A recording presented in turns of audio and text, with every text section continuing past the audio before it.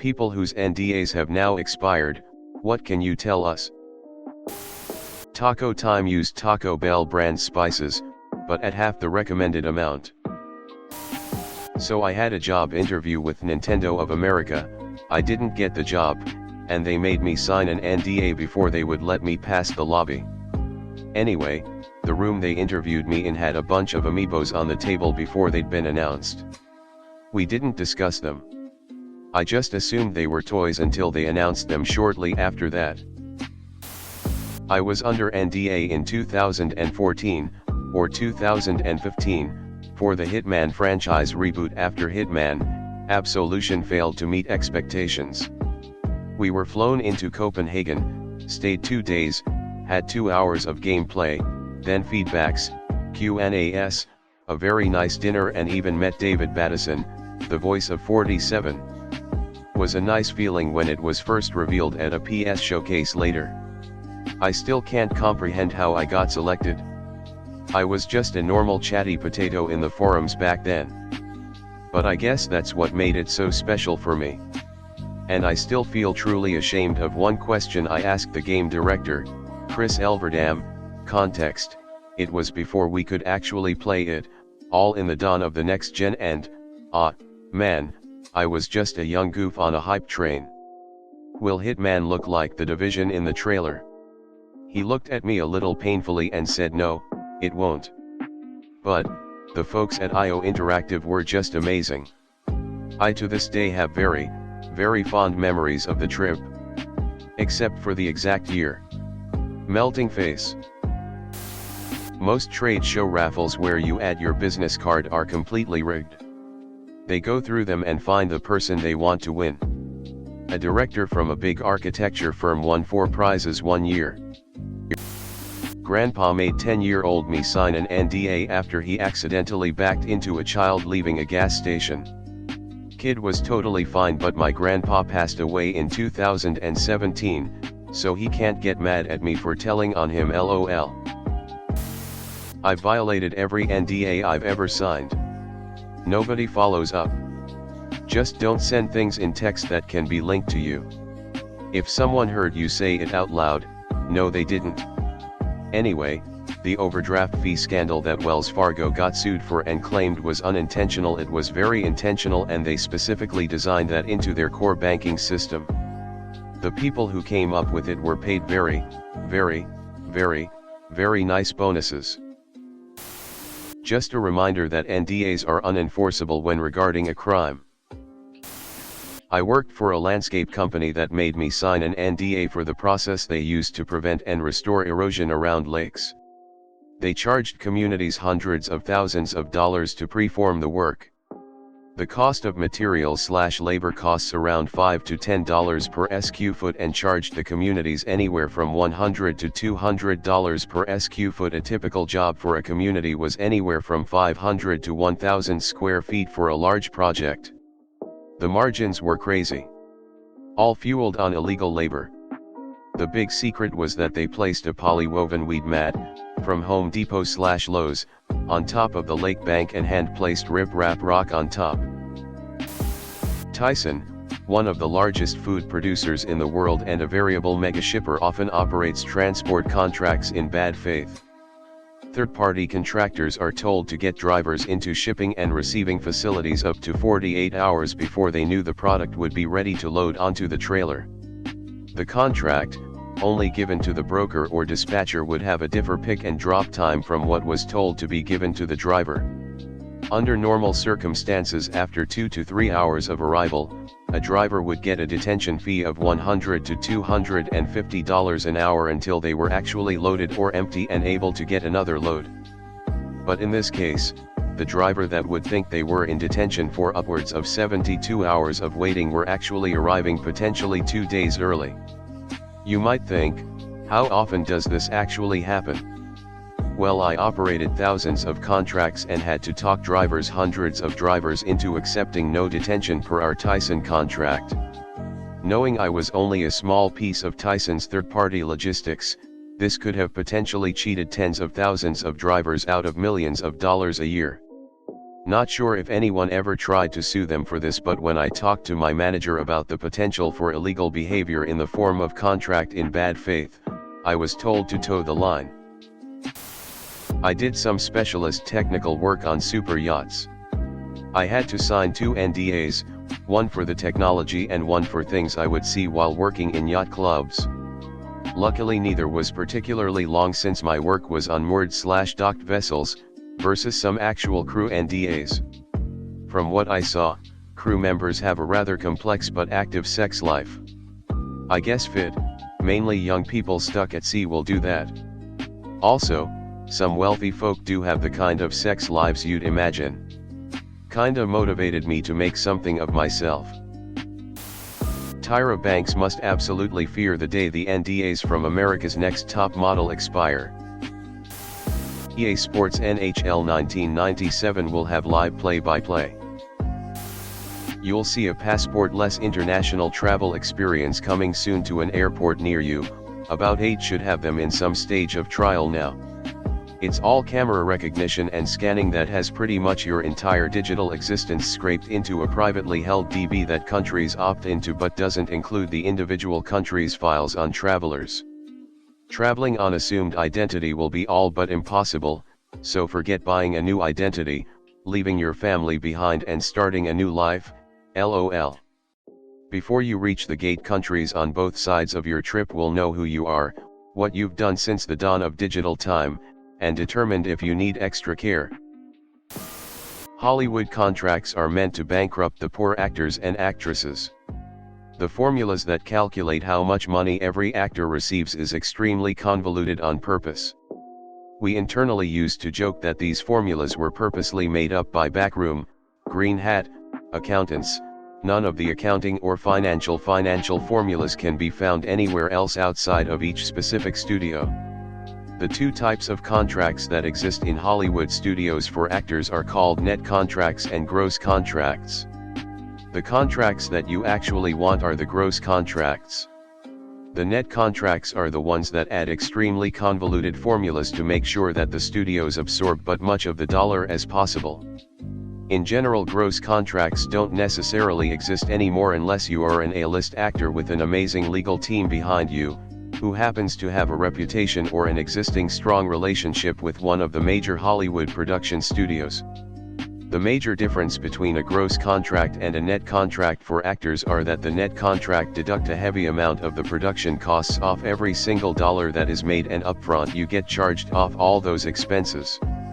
A gross contract pays the actor first off the top, so it's the opposite of what a net contract is, hence why you want a gross contract to begin with. But these contracts are extremely hard to negotiate, and you need to have a lot of power behind you in order to even get close to contract like this. The absolute worst types of contracts to have in Hollywood if you are an actor are what's called break-even net contracts. These are the most convoluted formulas that you will ever find under any financial statement, especially among Hollywood studios. Essentially, these break-evens have a bar that moves every time a dollar made for your film or your TV show. So that means the more money you make, the more money the studio actually takes away from you, and the lower your share becomes as the break-even moves. Yeah, don't try to be a Hollywood actor. Hate to burst your bubble, but that $1 million paycheck ain't happening. Skull and Bones by Ubisoft seemed really terrible, judging by the alpha/beta I played. They made 3/4/Odyssey. How did you manage to make traversal on foot and water terrible feeling?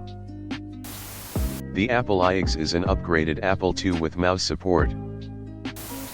A company called Beamdog acquired the rights to update and re-release a computer game called Neverwinter Nights, a BioWare game first released in 2002.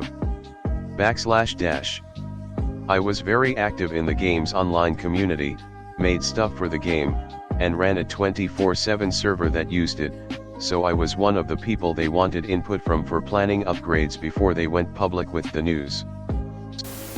Some game companies will purposely update things to be overpowered to shake up a meta once one has been established for a while, mostly to mix things up.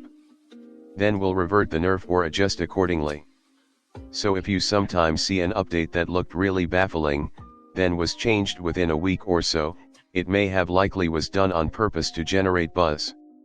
Then again, this is also used in a throw stuff at the wall and see what sticks experimentation to see if the community actually gives positive feedback on a change.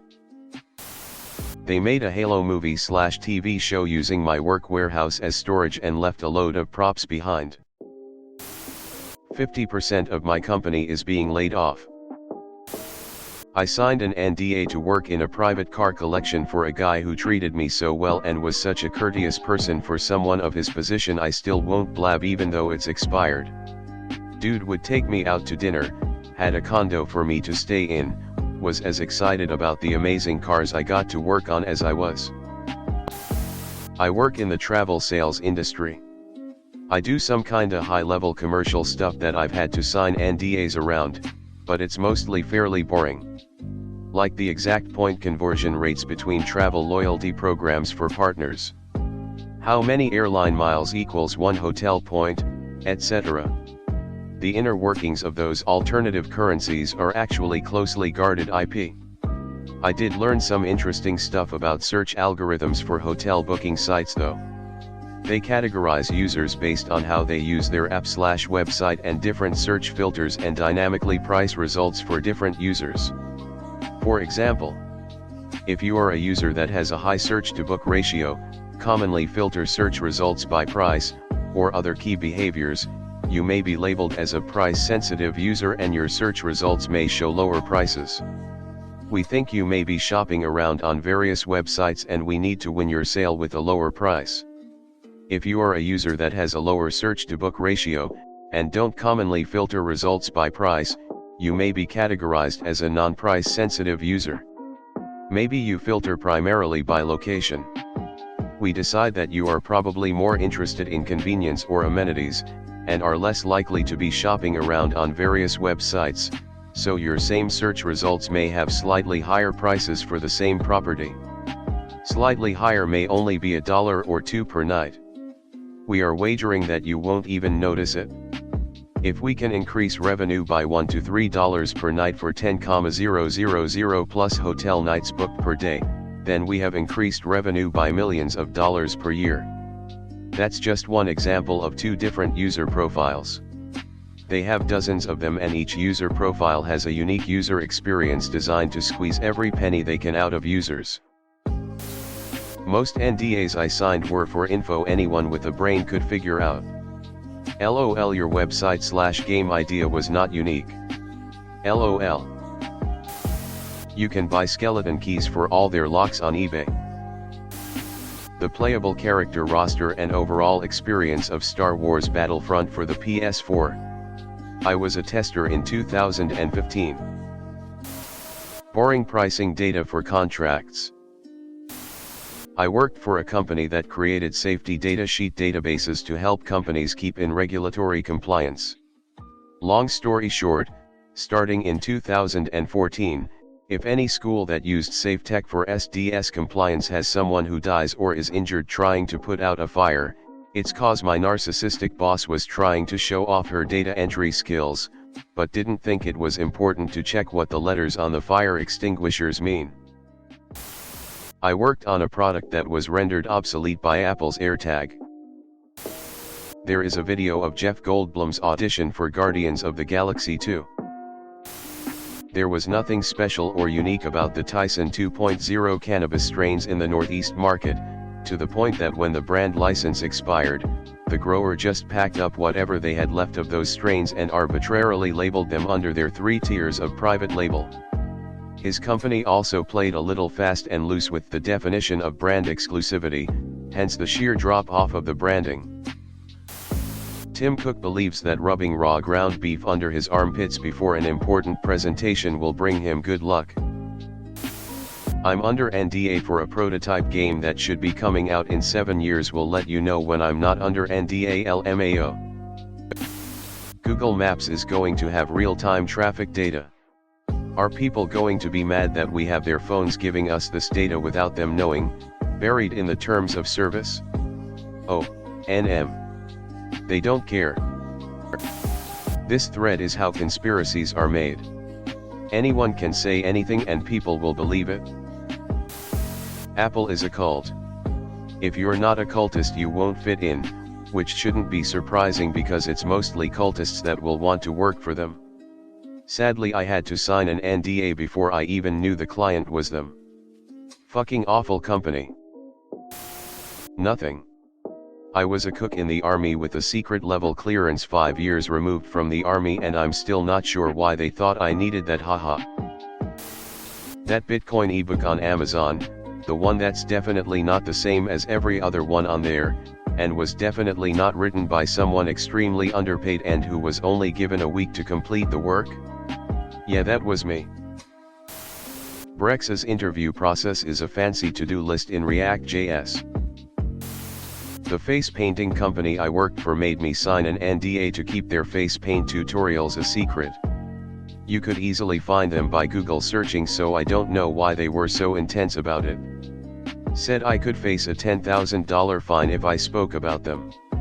It expires after 5 years though, so I'm good. The small donut shop I worked for in my college town uses flour in their recipe. Yes, I worked part-time at a donut shop in college during the summer and had to sign an NDA and a non-compete agreement. Owner didn't want his recipe getting out.